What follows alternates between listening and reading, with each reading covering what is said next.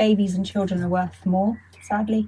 But a live albino, it sounds horrible because it sounds like so a live person who is of the albino community could be worth over in excess of $300,000. Hello and welcome to Remarkable Realities, the podcast where we interview ordinary people doing remarkable things. My name is Luke. My name's Dom, and today we've got Jess with us, Jess, we are going to talk about something really serious today. If someone had said to me a couple of weeks ago that there are a select group of children happening now that were literally hunted down by gangs for body parts, their skin, sometimes killed outright, snatched off their mothers in the middle of the night, I would have thought that someone was telling me about a new horrible film that's out. But this is happening now in a certain part of the world that you're going to go into.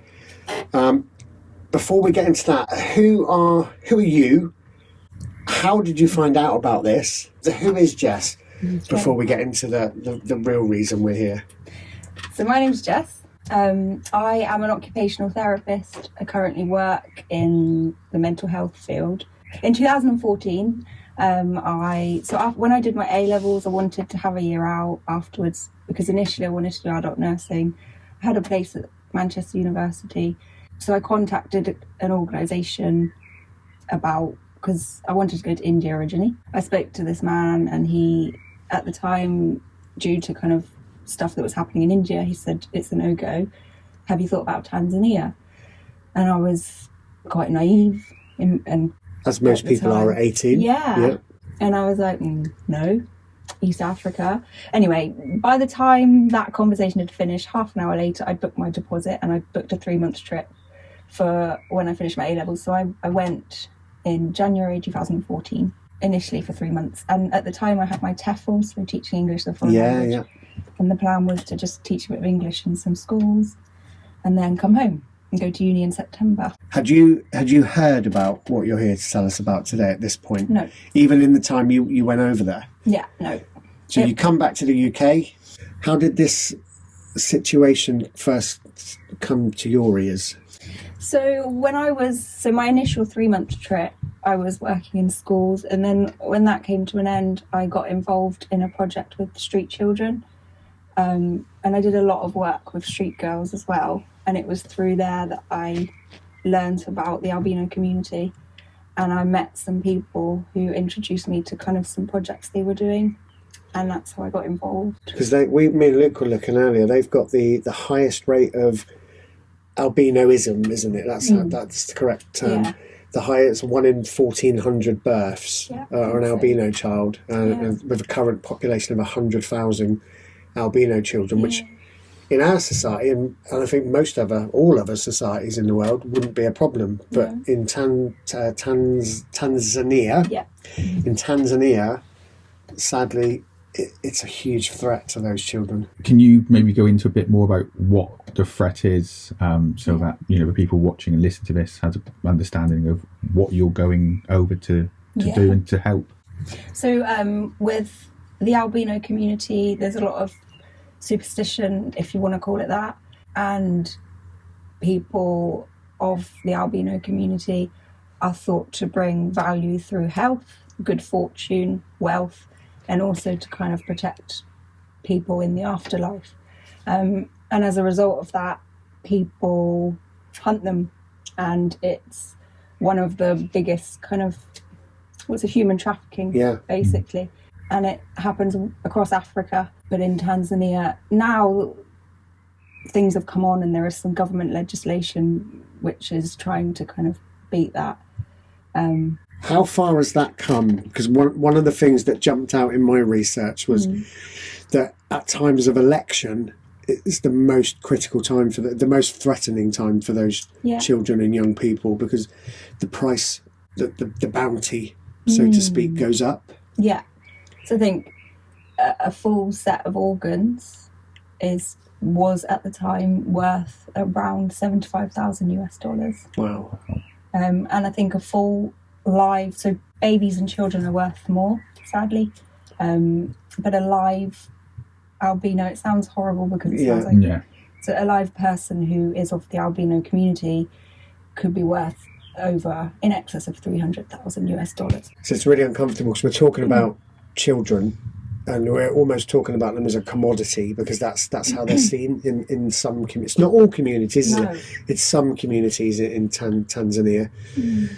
The witch doctors, that's so business owners, even down to local fishermen who are having bad catches, they go to the local witch doctor, who are held in incredibly high esteem over there, aren't they? With an air of fear, real fear in the communities. So people almost order these medicines through the witch doctor. Yeah. And like you said, the superstition, which even sounds wrong saying that, it's really deeply rooted in the communities. What are the government doing to put a stop to this?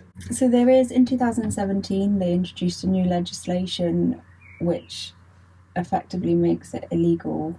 And it wasn't prior to 2017? It was illegal, but they just didn't come down hard on those people. So the sanctions are now a lot stricter. They're trying to. Yeah. Unfortunately, there's still a lot of corruption, and people of the albino community are often referred to as ghosts or white sheep by the local people, and they there's a lot of beliefs that they don't die, they just disappear. So it can be very difficult to track down a missing person who is an albino, because they just disappear. And I suppose just normal everyday life is very different over there. And correct me if I'm wrong, some of the times that these children are passed over to the witch doctors, it's by their own family. Yeah. For financial gain, either to get out of poverty or pressure from the community. So so there's no one going to be reporting that child missing, because the people that would be reporting that child missing are the ones that have actually passed them over. Yeah. Wow. How do people go about educating people on the myths? So you say that, they're considered ghosts and that, they don't die. What's in place to help educate people to show that they are dying? Yeah, they're people, they're dying, yeah. So there's a organisation in Tanzania which is well known. It's the Tanzania Albino Society, I think. They do a lot of kind of education around what albinism is, and actually the thoughts of wealth, good fortune, supporting the afterlife. There's no evidence of that, and that they're human beings and people. It's really quite challenging because like FGM as well, which is completely different. But it's female genital mutilation. Yeah. The beliefs are kind of deep rooted, and in some places and some kind of beliefs is that having either limbs or organs or some part of a human body who is an albino can even make you be able to fly in some places. At the time it was very difficult coming back, having been back home now it's very difficult to kind of explain in a way to people that haven't been in that kind of community, and there is no justification whatsoever. There never will be. Some of the beliefs of people and the way they've been brought up, and I think some of the poverty that people are in, the pure desperation. Again, it doesn't excuse anything, but it can be very hard to kind of talk to people about the issue with it. If that makes sense. What age were you when you started working with the albino community? I was 18. You were 18. So an 18-year-old. What did you see? Because it's clearly had a massive impact on you. You're now 26. 29. Yeah. 29. Yeah. You're now 29, and you've made a massive life decision recently. We'll get into that in a second. What did you see? What did you experience that changed something in you? I'm not going to be a bystander, because we're a world of bystanders now. We see in Western world, the internet, TikTok is full of people falling over and people filming it and laughing. something changed in you that you said you're not going to be a bystander. I'm going to do something about this. When was that? When was that light bulb moment in you? I think it was. I hadn't been over there particularly long. It would have been within the first few months of going back, but I thought that no one can do anything about this except someone. Yeah. And actually, I am someone, just like you are someone, and it had a massive impact. And I think some of the other stuff I saw as well, and some of the other stuff I worked with, it made me realise how fortunate we are in this country to be born to a British passport. We have free healthcare, we have a justice system, a criminal justice system, we have values, we have human rights. And I looked at, so with the street girls, some of the older ones are a similar age to me, and I just looked at, actually we're of the same age, we're both females, but I was born here and they were born there. And how is it? It's a completely parallel universe. That must have felt pretty horrible, I imagine, knowing that you're flying home to this opulence and this, and yeah, you're leaving them there, but you haven't because you're going back. That was one of the hardest decisions. Gabor Mate, do you follow him at all? He's an expert on attachment, and one of the things he says that no mammal can survive without a secure attachment, and he's so right. What are the risks? What were the risks to you? Because I can imagine, were you working for a charity organisation? So it was, yeah, I was. But I was unpaid. It was voluntary work. Yeah. And I would imagine that some of the high-ranking politicians that are involved, and some of the witch doctors and the trafficking gangs, they're not going to be too happy about a group of people trying to stop their very, very lucrative barbaric trade. Was there a danger? Was there any time where you felt, I'm in real danger here? Yeah, and there is a couple of times where I was in very uncomfortable, horrible situations as a result of that, and I think I got complacent. I was 18, 19, 20. Yes, there were risks, although there was efforts made to kind of protect, because the places I was working was outside. So initially I lived in Arusha, which is a well-known area of Tanzania, often popular for safaris, Kilimanjaro, that kind of thing. But the places I was working were slightly outside of Arusha, where white people, foreigners, are less common. I did speak, forgotten a lot of it now, but I could speak quite a lot of Swahili, so I was able to kind of get along with the local people. From what I read, they're having to hide these children and young people in secret communities. Away from the traffickers. Were you in those communities? Yeah, so that's another piece of work we did, because it's very controversial in that we were just upping and removing children from the families. Again, going back to the stable, secure attachment, there was very limited contact with their families, and we were working on kind of educating around the importance of, although it's dangerous and it's been done for a reason, the fact that we need to kind of try and maintain the connection with their own families as best as we can. And a lot of children come from albino families. And they are hidden, they are secret locations. But there was a child, he was 4, and when he was a baby he had, his mum was killed with a machete, we think, in the, was it the night? It must have been the night. No, I think it was late evening, so it was just getting dark, and he was a baby at the time, but he had his arm cut off. She was killed protecting him. She was killed, yeah. She was not an albino. Yeah. And so I worked a lot with this child, and he kind of grew up without an arm, and we also did kind of things, teaching kids kind of how to adapt to that, and with the resources we had, so like making wheelchairs out of plastic chairs and bicycle wheels, those kind of things. So we did a lot of that as well, which was their kids, and it was amazing to see them be kids, despite living in constant... they were completely unaware, which is how it should have been. As small children, they knew they were different, but they didn't know the extent of kind of the potential danger they were in. It's a bit of a random question to ask, I'm aware of this, but when these children are being hunted, are they being hunted with a specific buyer in mind? So like a buyer would say, I just want an arm, and they would go and get that arm, or do they just go and just get whatever they can?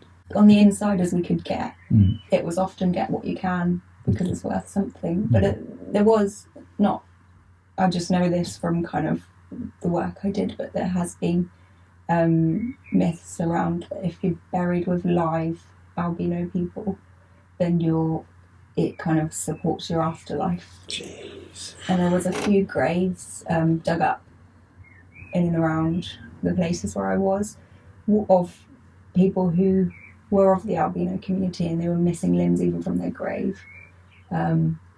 Yeah. So it's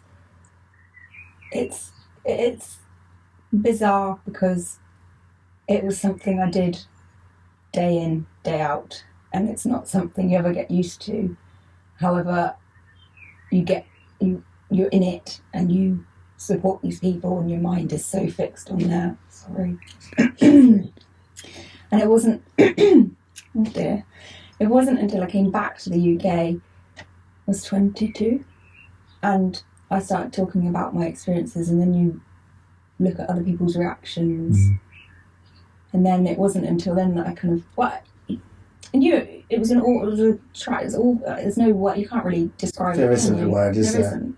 And I think that's what pushed me to go into mental health, and that's definitely what pushed me to be an occupational therapist, and I scrapped off nursing.